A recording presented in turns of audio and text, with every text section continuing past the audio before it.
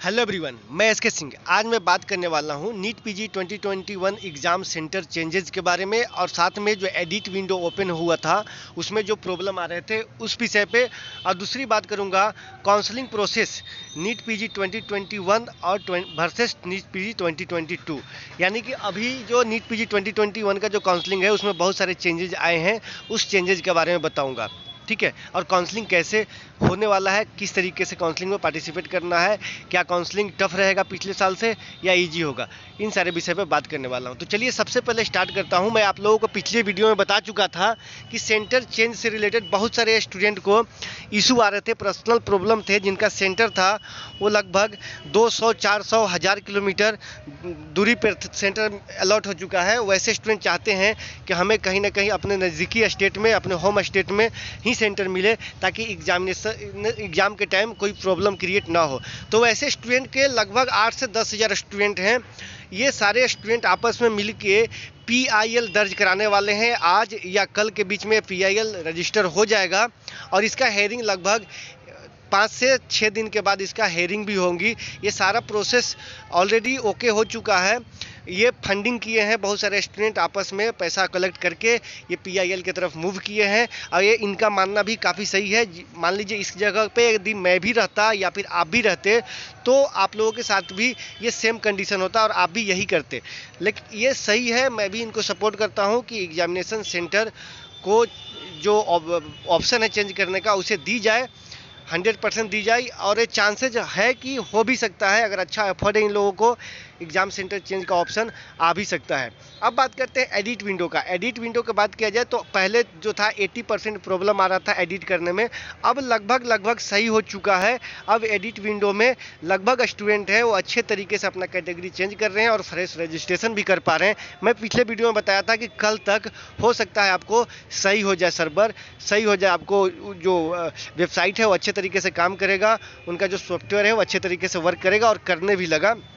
इसी बीच मैं आपको बता दूं कि जो MCC का जो काउंसलिंग होती थी, कंडक्ट कराई जाती थी, जो सेंट्रल लेवल काउंसलिंग होती थी, इस काउंसलिंग में ऑल इंडिया कोटे के जितने गवर्नमेंट सीट होते हैं इसका 50% कोटे के सीट होते थे। इसके 2 राउंड होते हैं, राउंड 1 और राउंड 2। इसके अलावा डीम्ड यूनिवर्सिटी और सेंट्रल यूनिवर्सिटी के 100% सीट होते थे। इसके लिए राउंड 1, राउंड 2 और मॉप अप राउंड यानी कि 3 राउंड होते थे।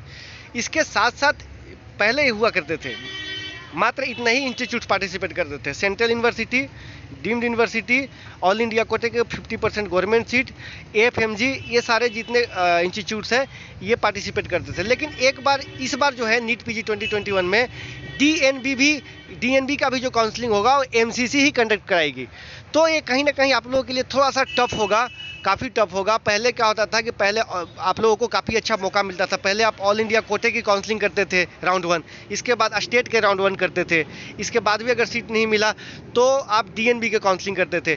तो आप इस तीनों काउंसलिंग में से जो सीट अच्छा लगता था वो सीट को ऑप्ट करते थे, ठीक है। या फिर आप सेकेंड राउंड में जाते थे। सेकेंड राउंड में क्या होता था कि MCC के राउंड 1 में, राउंड 2 में पार्टिसिपेट करते थे। राउंड 2 में अगर सीट मिल गया अच्छा तो ज्वाइन करते थे, अदरवाइज आप सीधे स्टेट में जाते थे। स्टेट के कोटे से सीट मिला तो सही है, नहीं मिला तो आप सीधे DNB की तरफ मूव करते थे और आपको एक लास्ट होप रहता था, वो DNB ही रहता था। लेकिन इस बार वो सारे होप बदल चुके हैं। आपको जो DNB की और जो MCC के पहले जो काउंसलिंग कराई जाती थी उसके साथ ही काउंसलिंग होगी।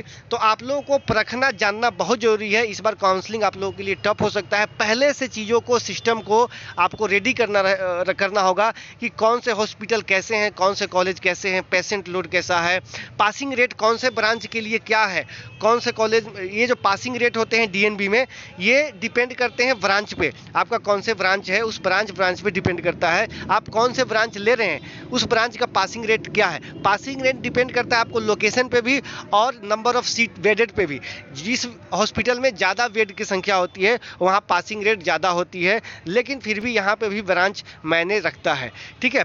आपको तो पहला नंबर ये लोकेशन देखना होगा कि ये कौन से लोकेशन पे है और इसका बेड कैपेसिटी क्या है, ये देखना काफ़ी ज़रूरी है। और साथ में ब्रांच भी देखना है। DNB से यदि आप करना चाहते हैं, PG करना चाहते हैं तो जैसे ही रिजल्ट आएगी आप लोगों को, नीट PG का एग्ज़ाम देंगे, रिजल्ट आएगी, रिजल्ट के बाद आप लोगों को सारा जो जानकारी है, सारे जो डेटा हैं वो इकट्ठा करना होगा। अचानक आप इतना डेटा भी नहीं इकट्ठा कर पाएंगे, क्योंकि आप ऑल इंडिया कोटे के लिए आप इकट्ठा करेंगे डेटा, या फिर डीएनबी के करेंगे, या फिर आप प्राइवेट के लिए करेंगे, या डीम्ड के लिए भी करेंगे, है ना। आपके रैंक पे, आपके नंबर पे डिपेंड करेंगे, तो ये थोड़ा सा आपके लिए टफ हो जाएगा।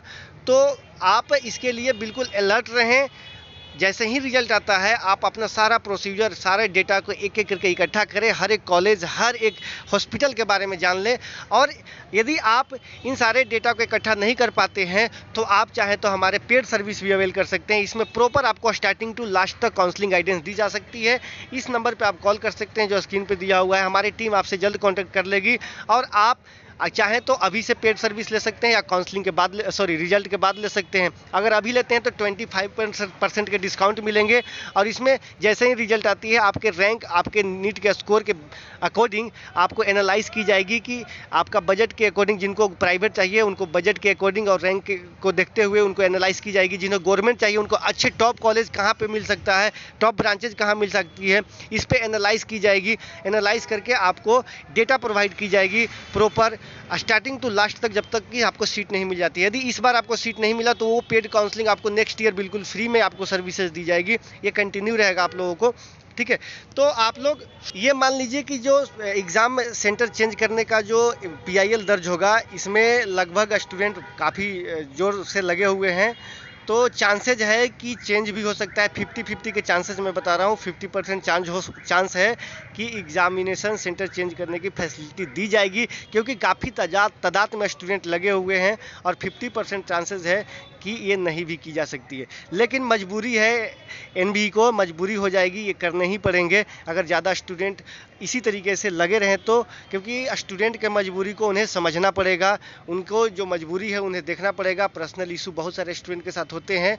वो क्या होता है, आपको अगर कोई 100 किलोमीटर दूर या फिर 1000 किलोमीटर दूर पे जब आपको एग्जामिनेशन सेंटर मिल जाती है, उस समय आपको 2-3 दिन 4 दिन आपको डिस्टर्ब हो जाता है। 4 दिन पहले, 3 दिन पहले आपको जाने पड़ता है वहाँ पे। इसी बीच में आपको जो आप प्रॉपर जो किसी चीज़ पे फोकस करते हैं, वो आपको कहीं ना कहीं ब्रेक डाउन हो जाता है। तो इसके लिए स्टूडेंट ज़्यादातर कोशिश कर रहे हैं कि हमें जितना नज़दीक हमारा सेंटर मिलेगा उतना ज़्यादा बढ़िया रहेगा, मूड फ्रेश रहेगा, अच्छे तरीके से एग्ज़ाम देंगे। और दूसरी बात, कहीं आप जब ट्रेवल करते हैं तो थोड़ा सा हरासमेंट हो जाती है, एग्ज़ाम के समय काफ़ी प्रॉब्लम भी क्रिएट होता है। जी हाँ दोस्तों, बाकी के इन्फॉर्मेशन के लिए आप कॉल कर सकते हैं। आज के वीडियो में इतना ही। Thanks for watching.